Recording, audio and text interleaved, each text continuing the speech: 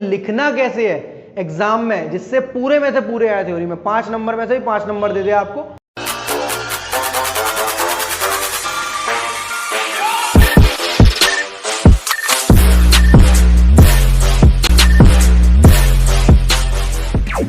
जय हिंद जय भारत दोस्तों, welcome to our channel genius of commerce. Guys, आज की इस वीडियो बात करने वाले 10 ऐसे बेहतरीन क्वेश्चंस की आपके एग्जाम बिजनेस स्टडीज जो कि टर्म 2 का आपका एग्जाम है और 17 मई को आपका होने जा रहा है। दोस्त, सबसे पहले इन क्वेश्चंस को करने से पहले एक एक करके आप लोग नोट डाउन करना।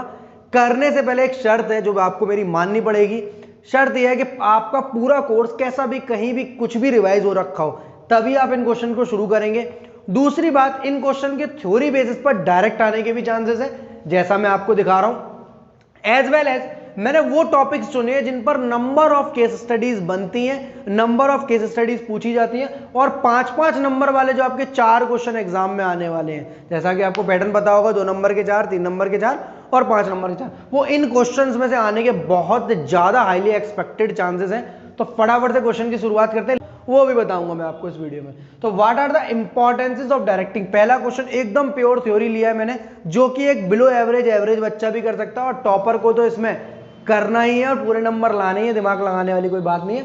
इंपॉर्टेंस पूछ रहा है दोस्त आपसे डायरेक्टिंग की, तो यहाँ सबसे पहले दोस्त ऐसे क्वेश्चनों में आप अगर डायरेक्टिंग का है तो डायरेक्टिंग का, स्टाफिंग का है तो स्टाफिंग का, कंट्रोलिंग का है तो कंट्रोलिंग का, किसी भी चैप्टर का अगर आपका ये क्वेश्चन है, सबसे पहले आप डेफिनेशन देंगे।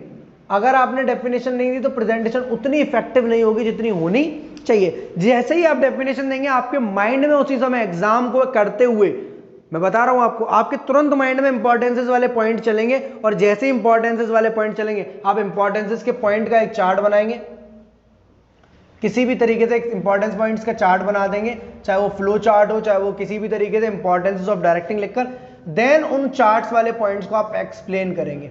क्योंकि मैक्सिमम 5 मार्क्स का ही क्वेश्चन आना है तो 5 पॉइंट्स इनफ है आपके 5 में से 5 नंबर लाने के लिए। आपको जरूरत नहीं 6, 7, 8। सर अगर याद हो 6, 7, 8 तो भाई समय की भी गुंजाइश को देखते हुए आप देख लेना। आपको डायरेक्टिंग का क्वेश्चन कुछ इस तरह करना है और इसी तरीके से मैं सारे क्वेश्चन आपको बताने वाला हूं कि किस क्वेश्चन में किस तरीके से इंट्रोडक्शन पे शुरुआत करनी है। जितने भी बच्चे 90, 95, 98 क्रॉस करे हुए मेरे यहां से, even I was one of them. मेरे जब 88 मार्क्स आए थे बिजनेस स्टडीज में, मुझे भी कुछ खास लिखना नहीं आता था, बट ये पैटर्न फॉलो किया था मैं लास्ट 1 मंथ में और मेरे मार्क्स बहुत बेहतरीन आए थे। Point number 2 sir, what are the factors affecting dividend decision. Dividend decision के बारे में पूछ रहा है, तो सबसे पहले आप डिविडेंड डिसीजन की डेफिनेशन लिखेंगे।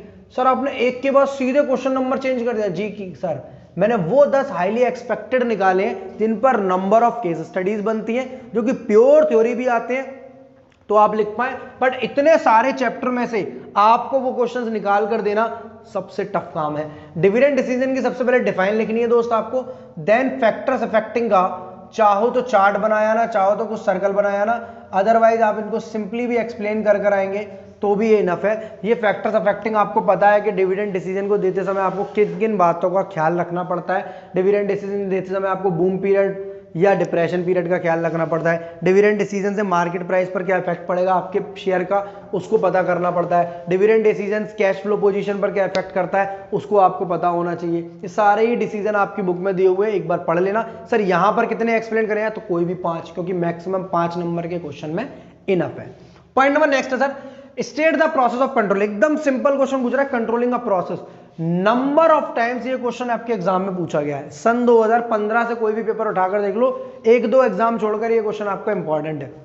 वैसे तो प्रोसेस वाली सीरीज हमेशा इंपॉर्टेंट है, बट क्योंकि प्लानिंग और ऑर्गेनाइजिंग आपके टर्म 1 में चले गए हैं, इसलिए आपका कंट्रोलिंग सबसे ज्यादा इंपॉर्टेंट माना जाता है इस चैप्टर में और कुछ पूछने लायक है भी नहीं, क्योंकि इस चैप्टर में एक केस स्टडी आती है मैनेजमेंट बाय एक्सेप्शन और क्रिटिकल पॉइंट कंट्रोल से रिलेटेड, और एक कंट्रोलिंग का प्रोसेस। क्योंकि कंट्रोलिंग के प्रोसेस में ही केस स्टडी पूछ सकता है, तो आप कंट्रोलिंग का प्रोसेस तैयार करके जाओ एज ए प्योर थ्योरी, ताकि लिखने में थोड़ी आसानी रहे। मतलब सर आप ये जो क्वेश्चन बता रहे हैं ये हमारे केस स्टडीज के लिए भी इंपॉर्टेंट है और साथ साथ हम प्योर थ्योरी के लिए भी कर सकते हैं। बिल्कुल दोस्त, कंट्रोलिंग के प्रोसेस में अगेन दोस्त सबसे पहले आपको कंट्रोलिंग की डिफाइन लिखनी है। सर सबकी डिफाइन लिखना जरूरी है कि याद नहीं हो तो भैया याद कर लो, प्रेजेंटेशन के नंबर खा जाएंगे नहीं तो आपके। कंट्रोलिंग की डिफाइन, सर प्रोसेस में भी 4 या 5 पॉइंट लिख देंगे, भाई सब प्रोसेस तो पूरा ही लिखा जाएगा। सर इसमें कोई 4 या 5 पॉइंट वाला कॉन्सेप्ट ही नहीं है, प्रोसेस पूरा लिखा जाएगा।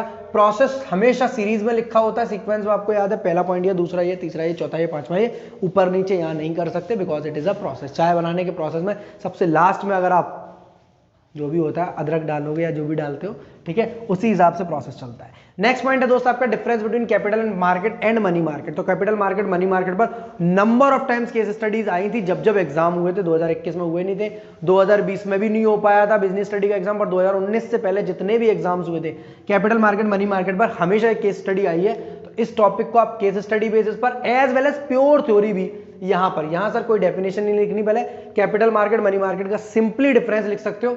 5 डिफरेंस इनफ है, अगर आपको ज्यादा याद है तो ज्यादा याद कर लेना, हो सकता है ये डिफरेंसेस आपसे पॉइंट वाइज पूछे कि इस बेसिस पर बताओ, इस बेसिस पर बताओ या इस बेसिस पर बताओ।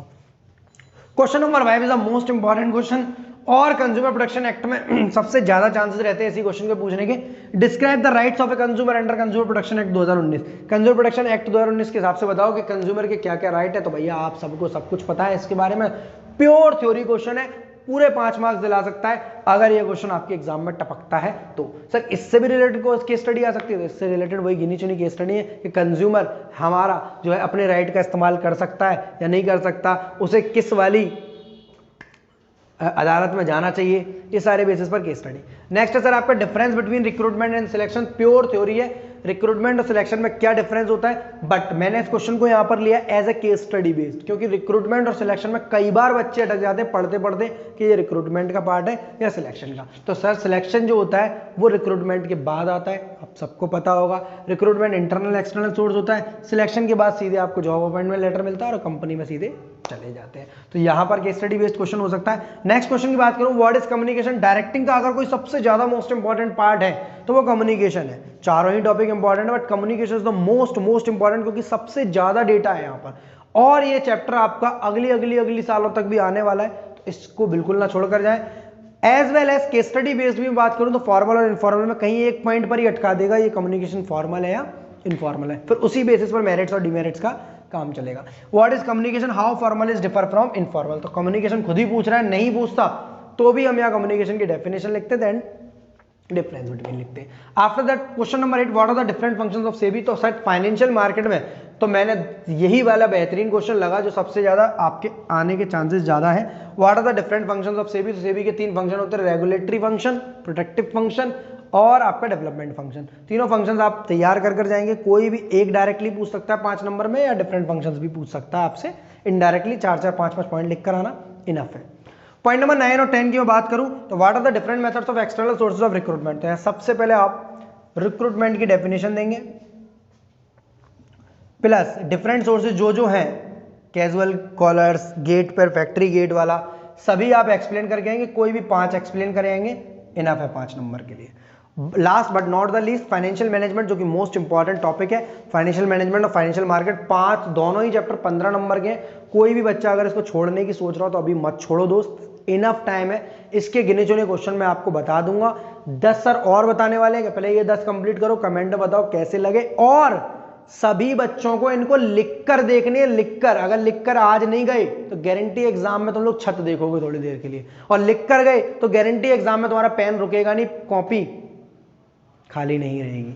What is capital structure, describe the factors affecting capital structure. Capital structure क्या होता है, mix of capital means equity है, डेट है, डेट के क्या फायदे, इक्विटी के क्या फायदे, डेट के क्या घाटे, इक्विटी के क्या घाटे, वही होते हैं हमारे फैक्टर्स अफेक्टिंग। हमारे इसमें रिस्क होता है, कैपिटल मार्केट कंसिडरेशन होता है, cost of capital, cost of debt, cost of equity, flotation cost, सारी कॉस्ट को हमें देखकर कंपैरिजन करना होता है कि हमें कैपिटल स्ट्रक्चर अपना कैसा रखना चाहिए, डेट ज़्यादा या इक्विटी ज़्यादा, इक्विटी ज़्यादा या डेट ज़्यादा।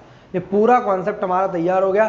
10 क्वेश्चन एक बिलो एवरेज, एवरेज, टॉपर, फ्लॉपर सभी बच्चों को कर जाने, ताकि इन्हीं क्वेश्चन में से जब एग्जाम आए तो भैया लौट कर आके वीडियो पे कमेंट करेंगे कि सर आपके बताया हुआ बहुत सारा आ गया एग्जाम में और हमारा पेपर बहुत अच्छा हुआ। वीडियो अच्छी लगी तो लाइक, दोस्तों के संग शेयर, चैनल को सब्सक्राइब करेंगे। ऐसी amazing video business study, accountancy, economics की सारी इस चैनल पर आने वाली है। और सर ये बहुत इंपॉर्टेंट लिख कर जाना है, क्योंकि सबसे बड़ी गलती आपकी यही हो रही है इस समय।